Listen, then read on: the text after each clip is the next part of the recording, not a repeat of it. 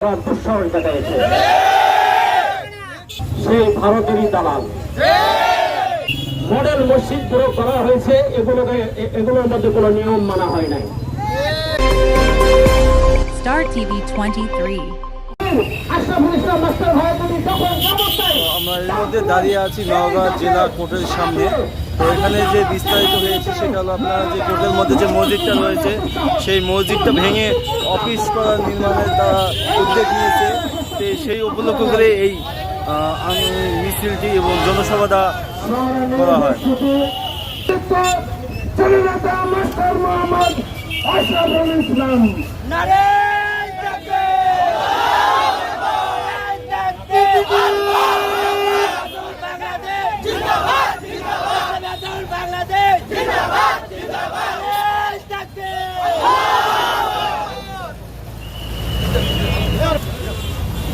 السلام عليكم ورحمة الله وبركاته.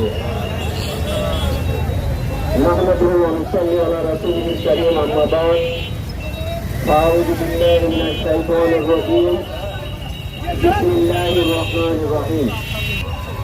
আমার ইসলামী আন্দোলন বাংলাদেশ নওগাঁ জেলা উপজেলার শাখার সহকর্মীবৃন্দ এবং বৈষম্য বিরোধী ছাত্র আন্দোলনের নওগাঁ জেলার দায়িত্বশীল ভাইয়েরা,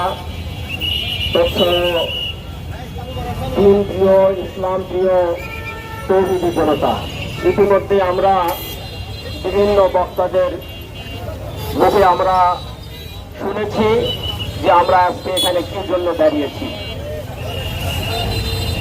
আমি বলতে চাই যে আজকে যে তোর মসজিদ, তোর ভবন জামে মসজিদ ভেঙ্গে এরকম ভাবে উকিলদের চেম্বার করার যে দুঃসাহস দেখিয়েছেন, আমি মনে করি সেই বাবরি মসজিদ ভাঙ্গে যেখানে রাম মন্দির করা হয়েছে তাদেরই দূষর, তারা আজকে এই তোর মসজিদ কানে এরকম ভাবে উকিলদের চেম্বার করার দুঃসাহস দেখাইছে। এরা সেই ভারতেরই দালাল। দালাল না হলে তারা এরকম ধরনের দুঃসাহস দেখাতে পারে না। তারা অনেক উদাহরণ দেখায় যে সারা বাংলাদেশে এরকম ভাবে যে মডেল মসজিদ গুলো হয়েছে, এগুলো কি আমাদের ধর্ম উপদেষ্টা স্যার আফম খালিদ সাহেব গত পরশুদিন উনি একটা ওনার উক্তি দিয়েছেন যে সারা বাংলাদেশে যে এরকম ভাবে মডেল মসজিদ পুরো করা হয়েছে, এগুলোর মধ্যে কোনো নিয়ম মানা হয় নাই। নিয়ম না মেনেই তারা এরকম ভাবে গায়ের জোরেই এরকম ভাবে করেছে। আমরা আর নতুন করে উদাহরণ সৃষ্টি করতে চাই না। আজকে যদি এই কোর ভবন মসজিদ ভেঙে যদি উকিলের চেম্বার করা হয়, কালকে বাজারের লোকজন বলবে যে আমাদের এরকম ভাবে বাজারের মসজিদের নিচে আমরা মার্কেট করবো, উপরে মসজিদ থাকবে। ওটাকে উদাহরণ বানিয়ে ফাসিস্টাররা তখন বলবে যে আমাদের অর্থের প্রয়োজন, আমরা নিচে মসজিদ আছে, নিচে মার্কেট করে উপরে মসজিদ বানাবো। আমরা এরকম ভাবে উদাহরণ আর সৃষ্টি করতে চাই না। ইসলামী আন্দোলন বাংলাদেশ ইসলাম এবং মানবতার কথা বলে, ইসলাম দেশ এবং মানবতার কথা বলে। বিধায় আমরা আজকের এই কর্মসূচি থেকে সুস্পষ্ট করে দিতে চাই যে আপনারা যে মসজিদ ভাঙে উকিলের চেম্বার বানানোর যে দুঃসাহস আপনারা দেখিয়েছেন, এটা আপনারা ঠিক করেন নাই। আজকের এই সমাবেশ থেকে আমরা জানিয়ে দিতে চাই, খবরদার, নিচে যে মসজিদ ভাঙা হয়েছে এখান থেকে আর একটা ইটও খোলা যাবে না, একটা ইটও খুলতে দেওয়া হবে না। বরং এখান থেকে যা যা খোলা হয়েছে সেখানে এরকম ভাবে আপনারা সেই জিনিসগুলো সংস্করণ করবেন। এটাই আপনাদের কাছে আমাদের উদাত্ত আহ্বান। আর যদি না করেন তাহলে ইসলামী আন্দোলন বাংলাদেশ তৌহিদি মুসলিম জনতাকে সাথে নিয়ে এমন দুর্বার আন্দোলন গড়ে তুলবে যে আন্দোলনের মাধ্যমে আপনাদের এই কোর্টের মানে ঠাই হলো না, এই কোর্টে থাকতে পারবেন না। ভাই আমরা আজকে এই সমাবেশ থেকে আহ্বান জানাতে চাই, আমরা 5 দফা দাবি এবং 3টা কর্মসূচি আমরা ঘোষণা করতে চাই। আমাদের 5 দফা দাবির মধ্যে অত্র মসজিদ স্থাপিত হওয়ার মূল ভিত্তির প্রতিবেদন আগামী 20 সেপ্টেম্বরের মধ্যে মসজিদ পরিচালনা পর্ষদের পক্ষ থেকে আন্দোলনকারীদের কাছে দিতে হবে। 2 নম্বর দাবি, আনুমানিক 20 থেকে 22 বছর পর কোন সিদ্ধান্তের উপরে নির্ভর করে উক্ত মসজিদ ভেঙে উকিলদের চেম্বার করার সিদ্ধান্ত নেওয়া হয়েছে তার লিখিত ফতোয়া আন্দোলনকারীদের নিকটে দিতে হবে। 3 নম্বর দাবি, উক্ত মসজিদ ভেঙে উকিল চেম্বার করার ক্ষেত্রে যাদের নিকট হতে অর্থ নেওয়া হয়েছে তার সঠিক ব্যবহার হয়েছে কিনা তার সুষ্ঠু তদন্ত সাপেক্ষে তার প্রতিবেদন আন্দোলনকারীদের কাছে দিতে হবে।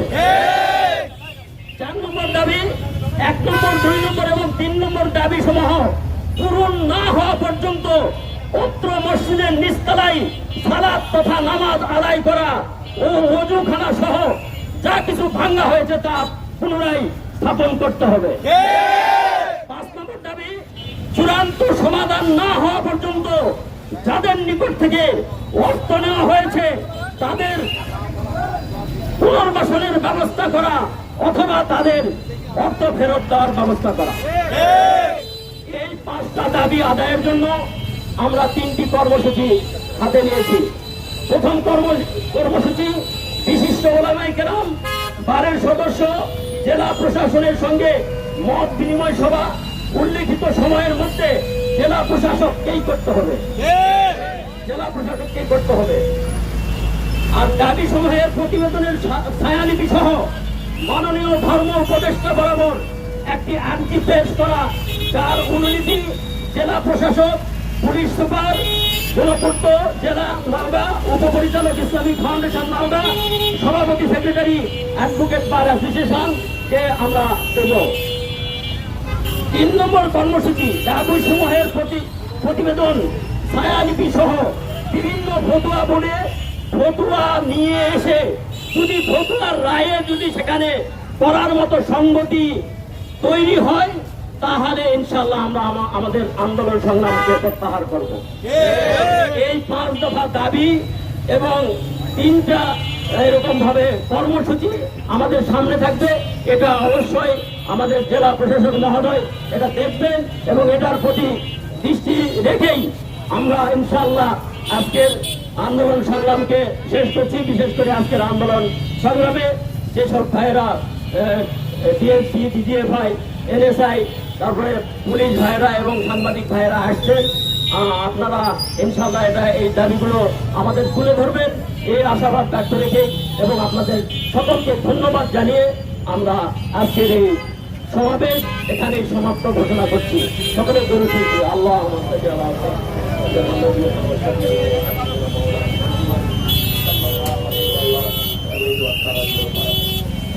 اللهم امين ربنا ظلمنا انفسنا وان لم تغفر لنا وترحمنا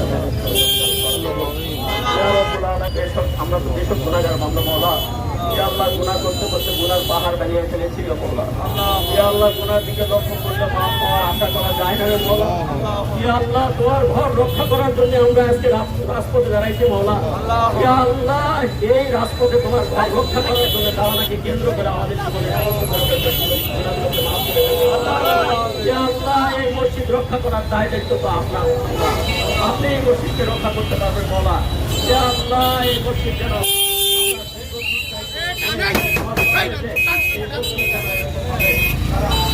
করতে না পারে এই আশা ত্যাগ করে দিই আপনার কাছে দোয়া দিই। ইনশাআল্লাহ আমরা আজকে এই সমাবেশ শেষ করছি। আমরা Star TV 23